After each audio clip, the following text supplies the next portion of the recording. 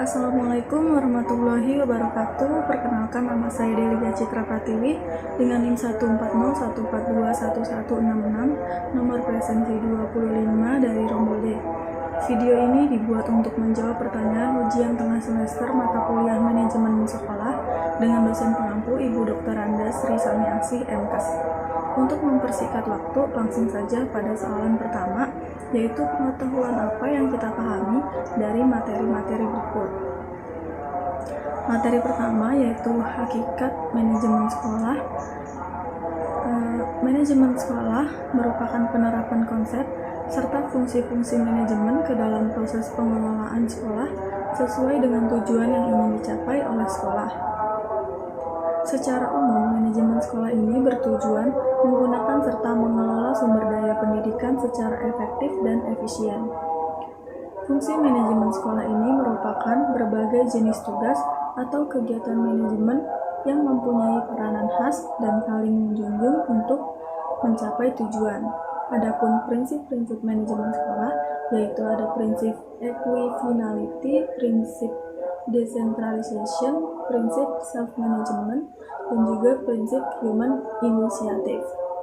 Istilah-istilah dalam manajemen sekolah yaitu ada administrasi, manajemen, organisasi, kepemimpinan, dan pengambilan keputusan. Materi yang kedua yaitu proses manajemen sekolah. Proses manajemen sekolah dapat diartikan sebagai sesuatu yang berhubungan dengan pengolahan proses pendidikan untuk mencapai latar belakang manajemen sekolah, baik jangka pendek, jangka menengah, maupun jangka panjang. Dalam proses manajemen terdapat kegiatan manajerial yang diantaranya adalah perencanaan atau planning, pengorganisasian atau organizing, penggerakan atau actuating, dan pengawasan atau controlling. Ada juga kegiatan operasional dalam proses manajemen, yaitu kegiatan pengadaan, pemeliharaan, pencatatan, pertanggungjawaban, dan penentuan kebutuhan.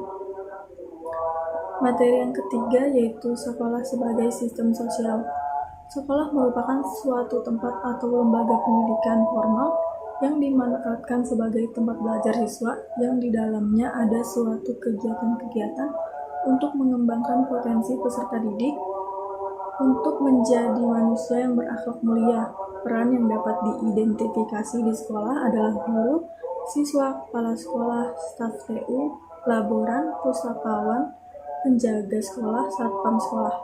Proses berlangsungnya sekolah pada intinya adalah berlangsungnya pembelajaran, yaitu terjadinya interaksi antara siswa dengan guru yang didukung oleh perangkat lain sebagai bagian dari proses pembelajaran.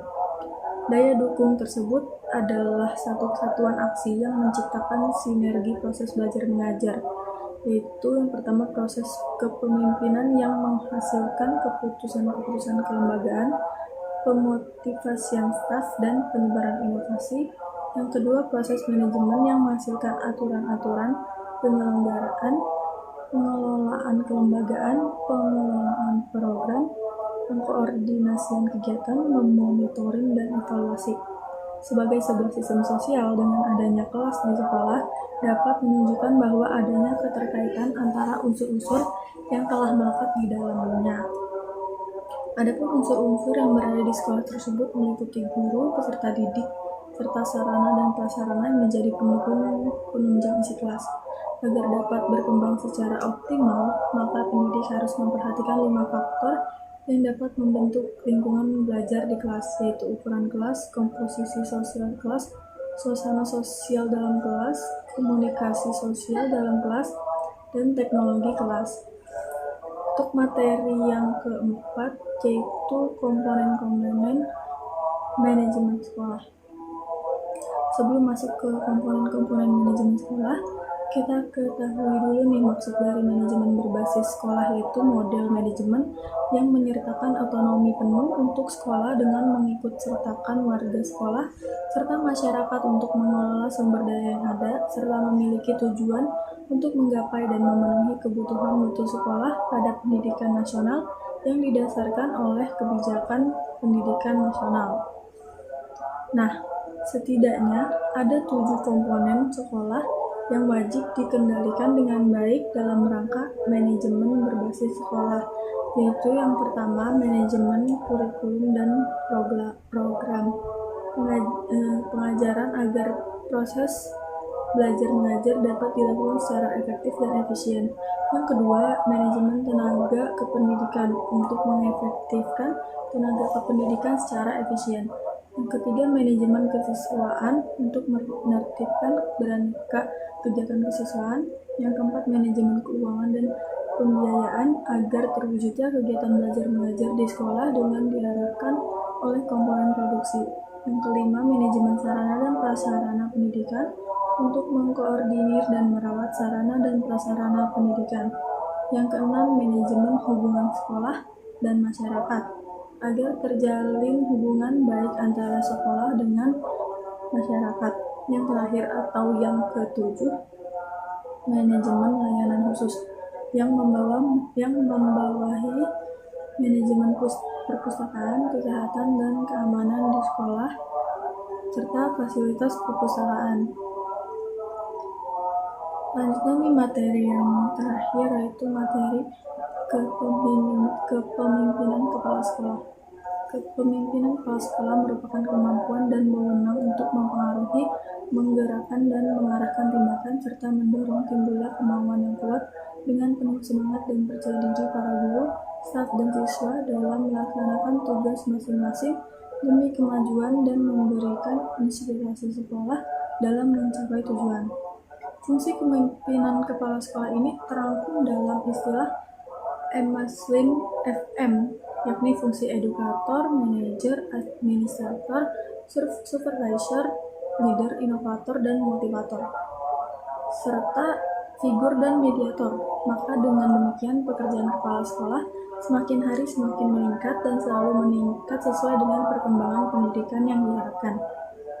Seorang kepala sekolah harus membekali diri dengan kemampuan konseptual atau conceptual skill yang berkaitan dengan planning, organizing, updating, dan controlling, serta kemampuan sosial yang mengatur tentang hubungan manusiawi. Agar program sekolah berhasil dengan baik, kepemimpinan kepala sekolah perlu diberdayakan, sehingga kepala sekolah mampu berperan sesuai dengan tugas, wewenang, dan tanggung jawabnya. Selanjutnya, ada beberapa tipe kepemimpinan yang umum dimiliki oleh seorang pemimpin organisasi atau sebuah sekolah, yaitu tipe demokratis, karismatis, militeristik, autokratis, dan administratif.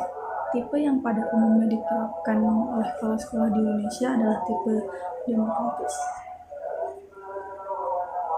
Lanjut kita kepada soalan yang kedua. Pertanyaannya itu, dalam realitanya terdapat sekolah yang oleh masyarakat dipandang unggul dibandingkan sekolah lainnya. Ada sekolah yang kekurangan peserta didik. Di sisi lain, pada awal tahun pelajaran baru, ada sekolah menolak peserta didik karena daya tampung sudah terpenuhi. Mengapa demikian? Mengapa suatu sekolah bisa menjadi favorit atau dambaan masyarakat?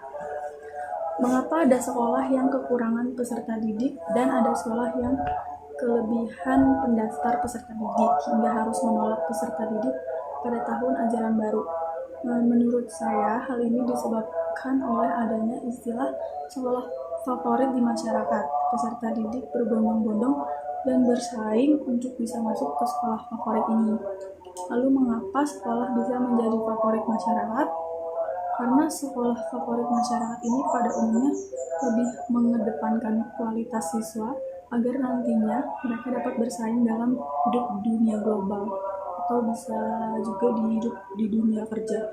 Sekolah favorit umumnya memiliki ciri khusus, di antara siswa yang cerdas, guru yang profesional, disiplin, berdedikasi tinggi, cerdas, sarana dan prasarana yang baik, mampu menciptakan desain, strategi, model, dan metode pembelajaran ramah dan dapat berbaur dengan sesama guru dan siswa.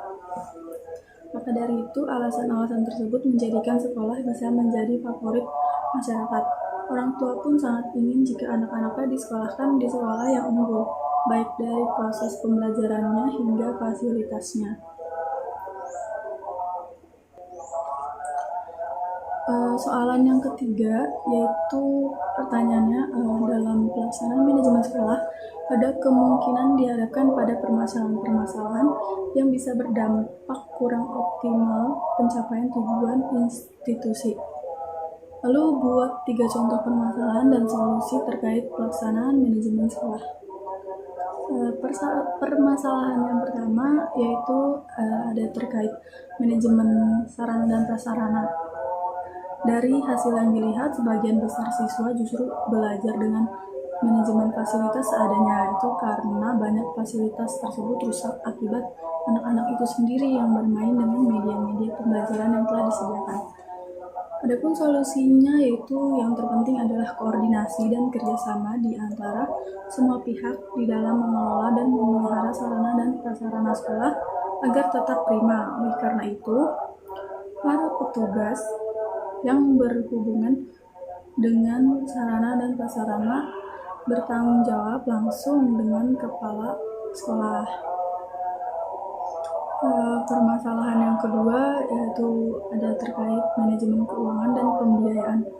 Ada hal yang mengganjal dalam pembiayaan pendidikan di sekolah, yaitu akhir-akhir ini banyak protes dari masyarakat tentang mahalnya biaya pendidikan.